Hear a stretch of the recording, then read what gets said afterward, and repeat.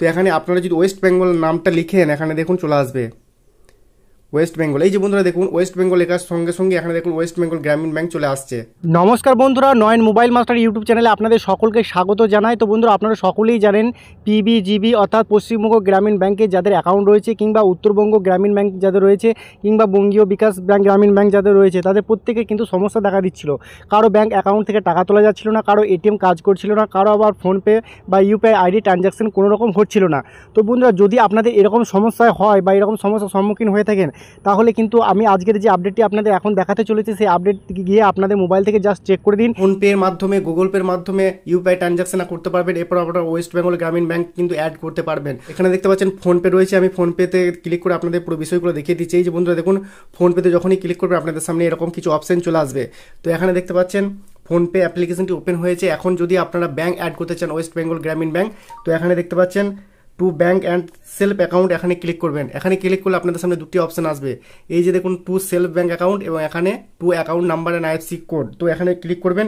Click করলে বন্ধুরা এই প্লাস আইকন কিংবা ব্যাংক অ্যাকাউন্টে ক্লিক করবেন। ক্লিক করলে আপনাদের সামনে এরকম কিছু অপশন চলে আসবে। এখানে দেখুন সার্চ বাই ব্যাংক।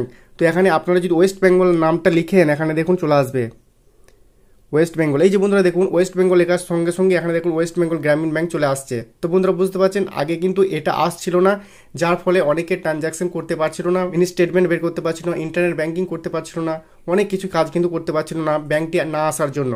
তো এখন দেখতে পাচ্ছেন সার্চে কিন্তু চলে আসছে ওয়েস্ট বেঙ্গল গ্রামীণ ব্যাংক। ঠিক আছে, তারপরে দেখুন ওয়েস্ট বেঙ্গল গ্রামীণ সিলেক্ট হয়ে গেছে। এখন আপনাকে আপনার আগের অ্যাকাউন্ট নাম্বারটা লিখতে হবে। ঠিক আছে, আপনাদের যে পশ্চিমবঙ্গ গ্রামীণ ব্যাংকের নাম্বারটি রয়েছে অ্যাকাউন্ট নাম্বারটি, সেই অ্যাকাউন্ট নাম্বারটি আপনারা এখানে লিখবেন। ঠিক আছে, তো আমি আপনাদের দেখানোর জন্য এখানে লিখে নিচ্ছি। আইএফসি কোডটা আমি কপি করেছিলাম, আপনাদের দেখানোর জন্য এখানে পেস্ট করলাম। এই যে বন্ধুরা এখানে ভালো করে দেখুন ইউসিবিএ যেটা আমার আইএফসি কোড আগের যেটা ছিল সেটা আমি এখানে যখন দিচ্ছি তখন ফেল দেখাচ্ছে প্লিজ চেক আইএফসি কোড। তো এই কিন্তু পরিষ্কার বলে দেওয়া হচ্ছে, কিন্তু এই আইএফসি কোডটা দিলে কিন্তু হবে না। আপনার যে নতুন আইএফসি কোডটি এসছে সেই আইএফসি কোডটি এখানে দিতে হবে।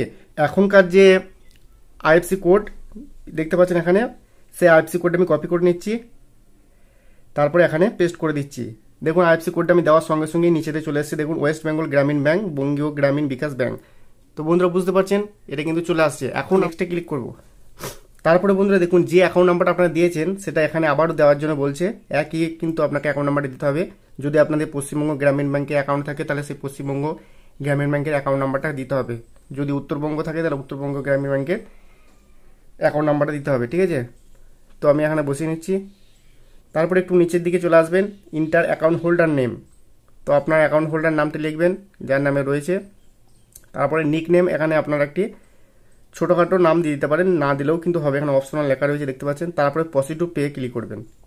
তো এখানে ক্লিক করলে দেখুন এখানে ইন্টার অ্যামাউন্ট, আপনি কত টাকা পাঠাতে চাইছেন, ধরুন 200 টাকা পাঠাবেন। ঠিক আছে, তারপরে পেতে ক্লিক করবেন। তারপরে আপনার যে কোড পিন কোড দিয়ে দেবেন। এখানে ইউপিআই পিন কোডটা যখনই আপনারা দিয়ে দেবেন আপনাদের কিন্তু ট্রানজাকশন সম্পূর্ণ হয়ে যাবে। পিন কোডে দেওয়ার পর আইটি ক্লিক করে আপনার কিন্তু ট্রানজাকশন সফল হয়ে যাবে। তো বন্ধুরা আশা করছি পুরো বিষয়টা আপনারা খুব ভালোভাবে বুঝতে পেরেছেন আজকের এই ছোট্ট ভিডিওটির মাধ্যমে। যদি কিছু জানা থেকে অবশ্যই কমেন্ট করবেন। আজকের মতো ভিডিও এখানে শেষ করছি, দেখা হচ্ছে নেক্সট ভিডিওতে। ততক্ষণ সকলেই ভালো থাকবেন, সুস্থ থাকবেন, ধন্যবাদ।